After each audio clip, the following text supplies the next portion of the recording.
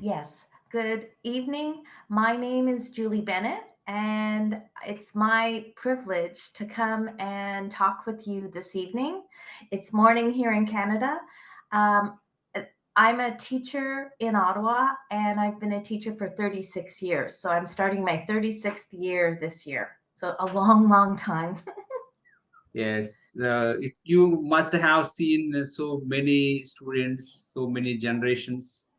So yes, I was just going to say that this year will be the first year that I'm teaching a student of one of my students.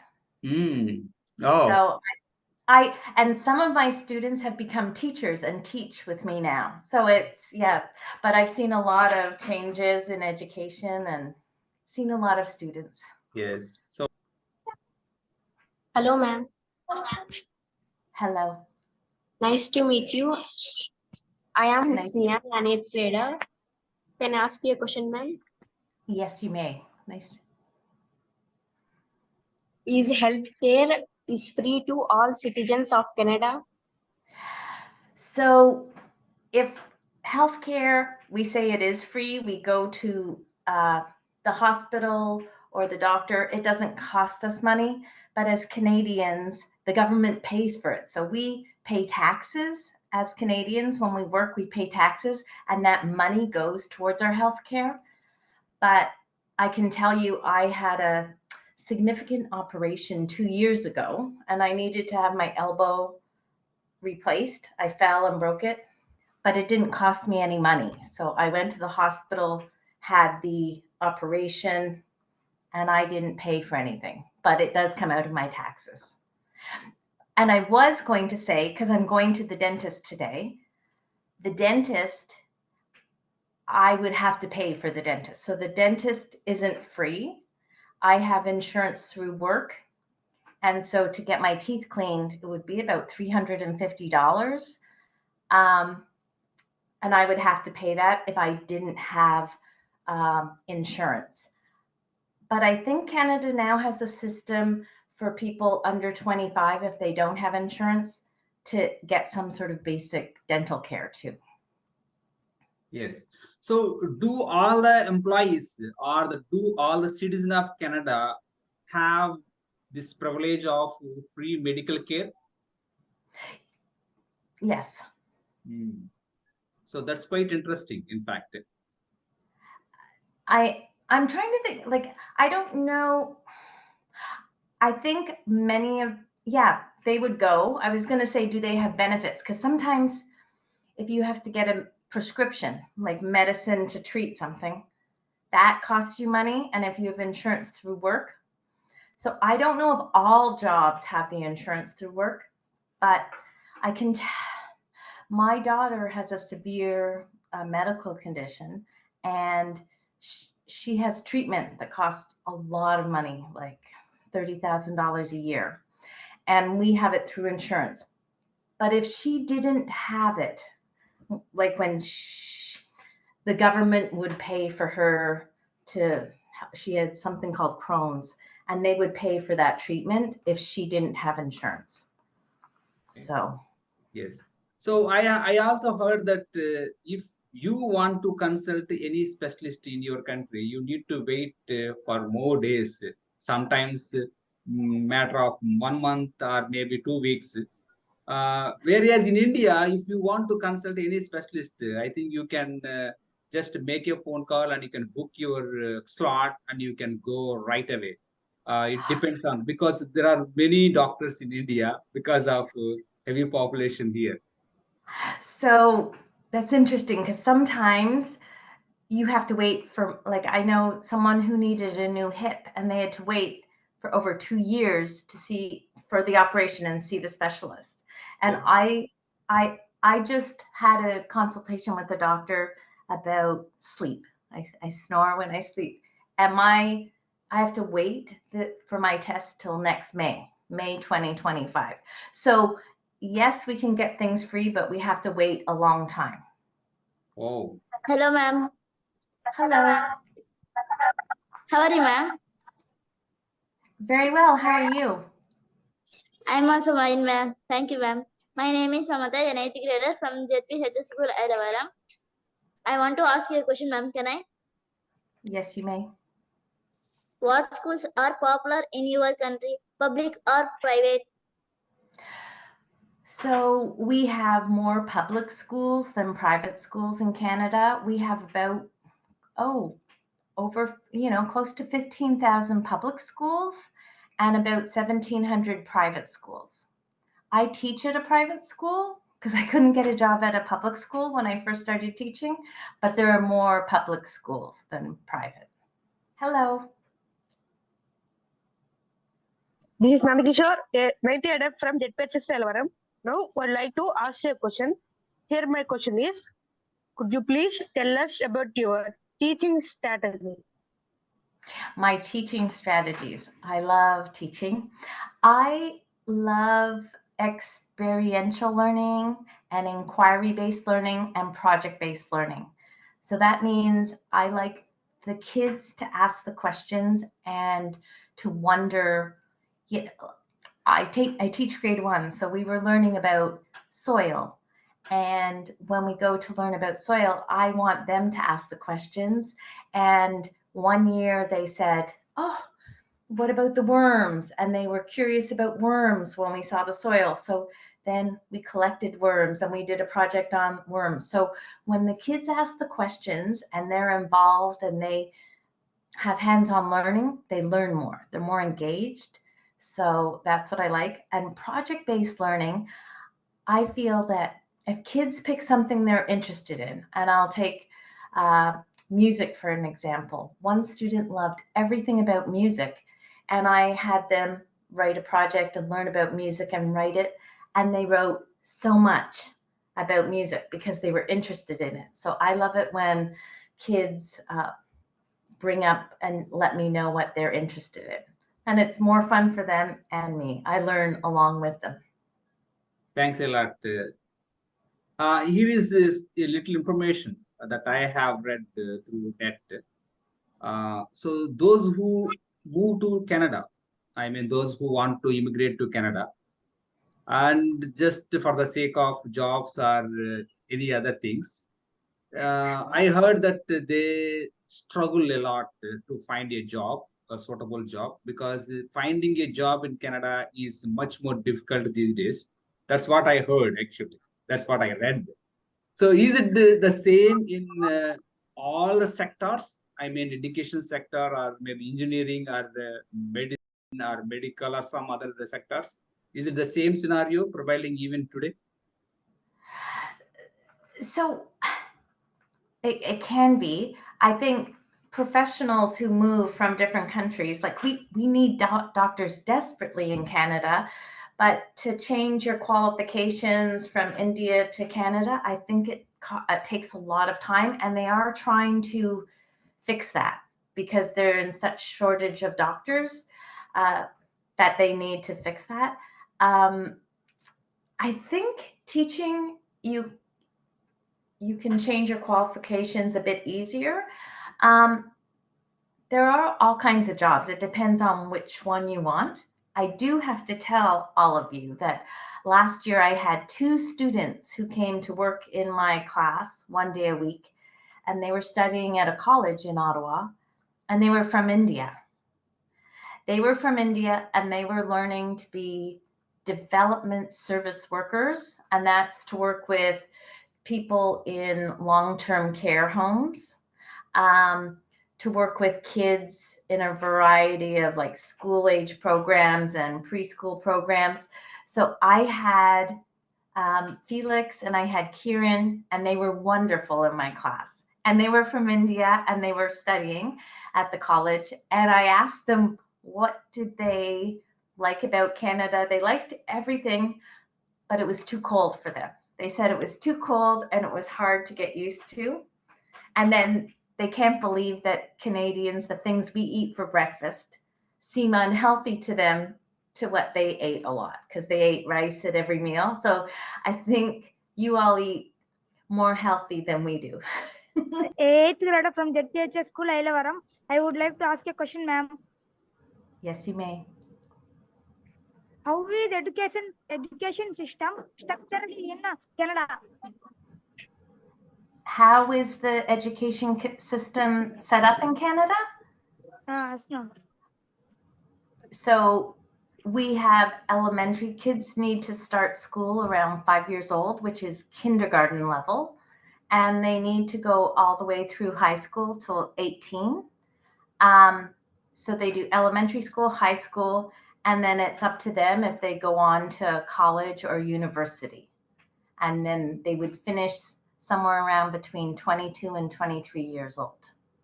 But they don't have to go past high school.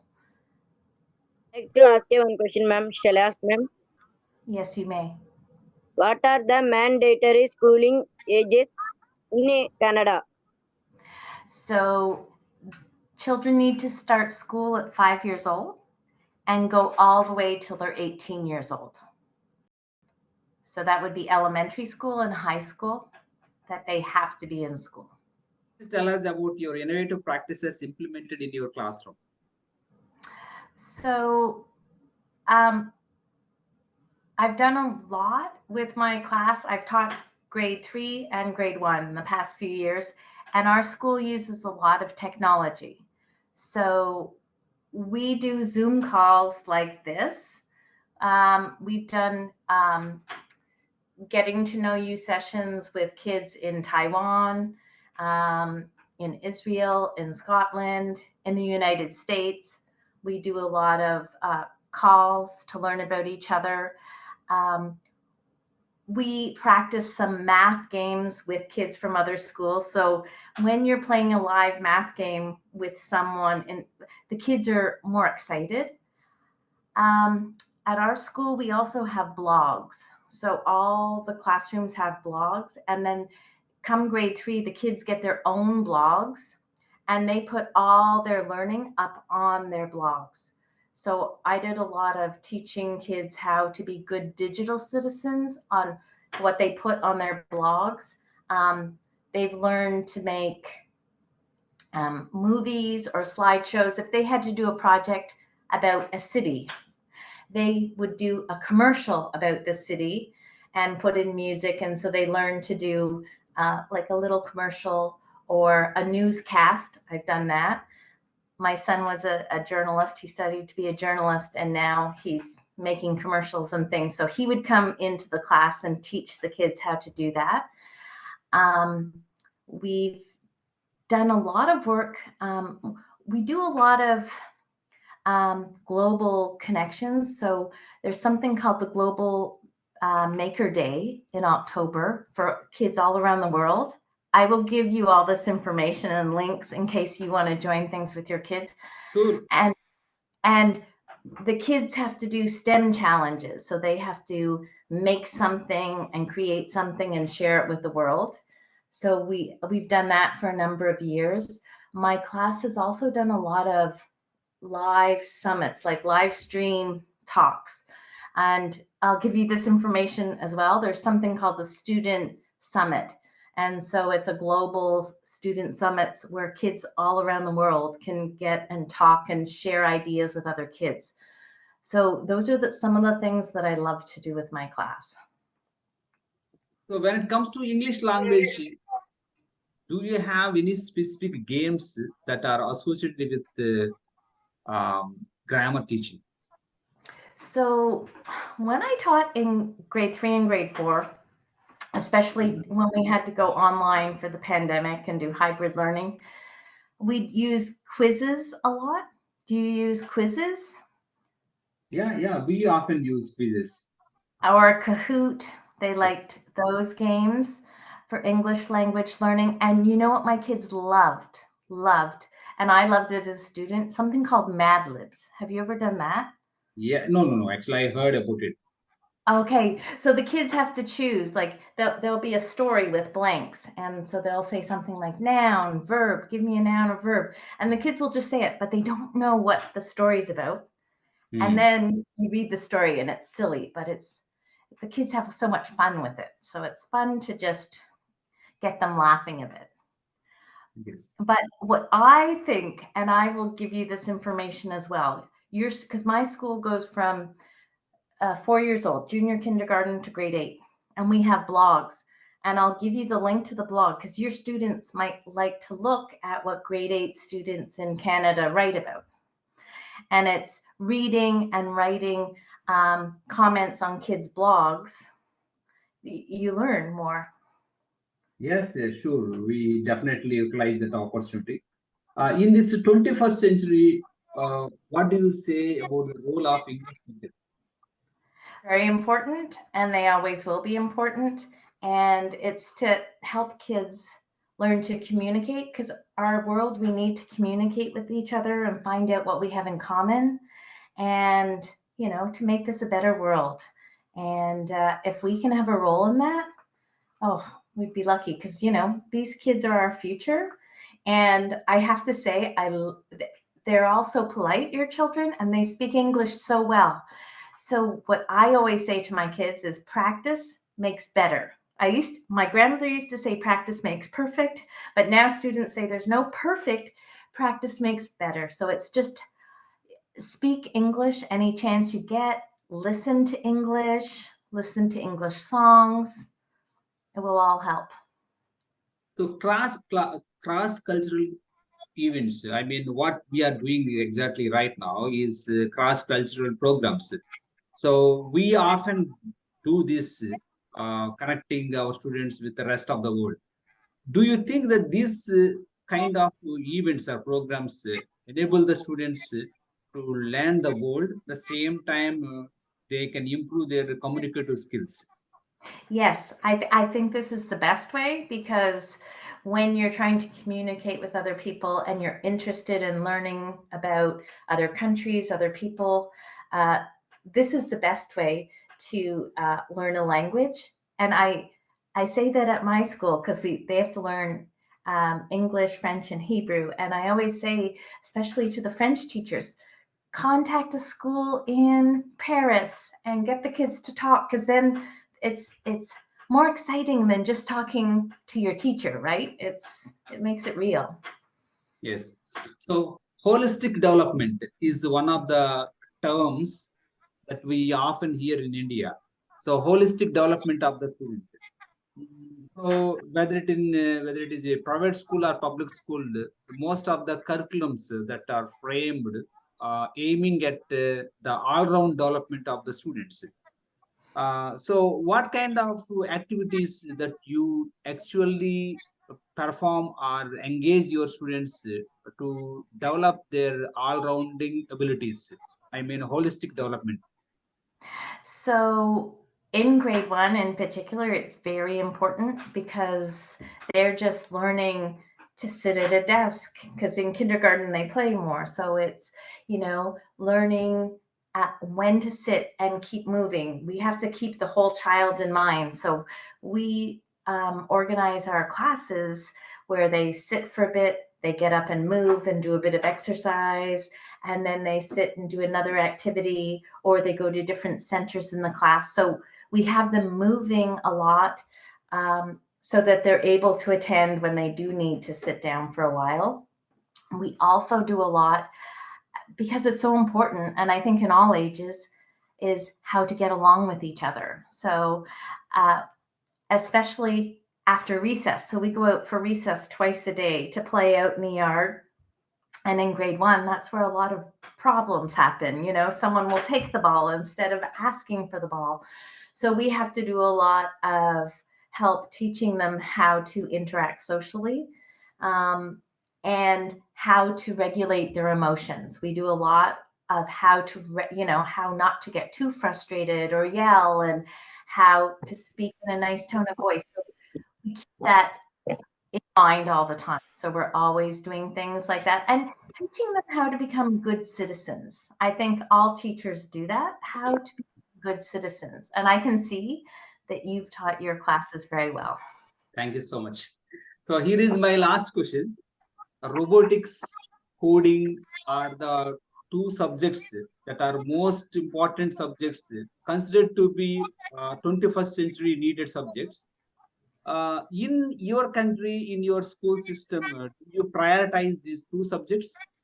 Yes, and I did prepare a slideshow and I'll share it with you after. Yes, and I forgot to mention that. Part of my innovating teaching is I do teach coding, and you start off in grade 1 where we have a little robot. The librarian bought us.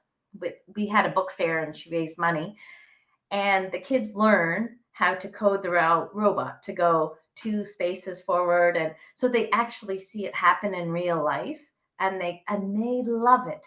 So I've done a lot of coding like that. Once they learn the basics of coding with the robot, then they actually go online and do some coding. And I can also share with you, because there's someone in France that I know who has a whole coding website that's free. You can code stories, English stories, which would be good for you. And it's fun for the kids. So they can do coding, and it's a storybook, and it's free. So I do coding. And what else did you say? It was coding and something else. Robotics. Robotics. So yes, we had a robotics team for the longest time at our school. So we have all the Lego robotics equipment. Last year we didn't have one, but I think it will come back again. So the kids meet after school and they learn the robotics, and they go into competitions at other schools with other schools, and they have to do, get their one year it was a garbage truck, and they had to get to the garbage truck all around to pick up different things around the big table. So they love it. Yeah. In Canada, how the students are tested in English subject? Are they tested on speaking abilities? Are they tested on writing, reading, and listening? In India, we have a format where the students are tested in writing and listening and reading, but the most emphasis is on writing. I mean, the memorization of the answers, and just you need to write in the examination, but the least priority is given to the spoken skills. That is actually not fair on the part of the system, but I do emphasize the importance of spoken skills also. So how is the system in your country? So at the grade 1 level, we assess them on, because they're learning to read. So there's a special program that we do with them. They have to know the sounds and read different passages, and we test them 3 times a year. So it picks up if they're having any difficulty with particular letters and sounds, and then can they read. So if there is a problem, we can help them right away. So they're tested 3 times in kindergarten, grade 1, grade 2, and then starting in grade 3, they are tested as something called the Canadian Achievement Test. It's called CAT for short, and they do that from grade 3 to grade 8. And it's a test that looks at their reading, writing ability, and so it's reading, writing, grammar, and math. So it checks all those things. So every year they do that test. It takes a few days to do that test. I know my own kids, because they went to a public school, they did the test in grade 3, grade 6, grade 9. And then in grade 10, they have to pass something called a literacy test. They have to have basic literacy in reading and writing. And they do that in grade 10. But they don't have anything for spoken language. The French teachers take the kids to a special exam called the DELF, and that's for spoken language in French. But yeah, we have nothing that, we just mention it in the report cards, but we don't test it specifically. Yes. So in Canada is actually the mother tongue is English. So every student has to converse with the others in English. They are supposed to communicate in English. Do you have any difficulties in communicating with the students, especially those who immigrate to Canada from Africa and Asian continents? Sometimes at the beginning they have trouble, and we have ESL teachers, English as a second language teachers, that help them learn the language faster. But when they come at younger ages, it's amazing how fast they pick up the English language. So for a bit, it's hard, but they learn it pretty quickly. And in Canada, we also have to learn French. So we have to have French at our schools. And at a lot of government jobs, you have to know French and English to get a job. Yes. In Indian system, school system, students from grade 6 to 7, 8, 9, they are promoted from one grade to another grade without examination. In fact, without taking their marks into account. And based on their attendance, they are promoted from one grade to another grade. And only on grade 10 actually they are tested on their all the skills of mathematics, science, and everything. So the certification is so important in grade 10. So that's why students and the teachers they work hard for this examination preparation. How is it the system in Canada? Are the students promoted from one class to another class without the marks percentage, or is there any other system? Yes, they are promoted. Like they do these special tests in grade 3 and 6, and it tells parents if they're at the level or below. But it's up to the classroom teacher that, teaches them all year, assesses them, but there's no big exam from grade 5 to go into grade 6. Some schools have some exams. Like when you get to high school, there are some exams for some subjects. Yeah, they used to have more exams, but since COVID, they haven't done exams as much. They have some of them, but then they do something called a summative project, and it's like a project that you do over the semester. So they do that. So it's and I'm trying to think. They have some exams, but not a lot of them. And then in university, they have exams. Okay. Thank you so much, and you for answering to my questions, my students' questions patiently, and that too elaborately. Thank you so much for your time. And before we wind up this session, may I request you to give a message to my students, A message to your students. please. I'm going to say, keep learning, be curious, and ask lots of questions. And you know what? Keep believing in your dreams, because you can make anything happen. And listen to your teacher always, but love learning, because you can. I mean, I've been learning my whole life, and it's so exciting.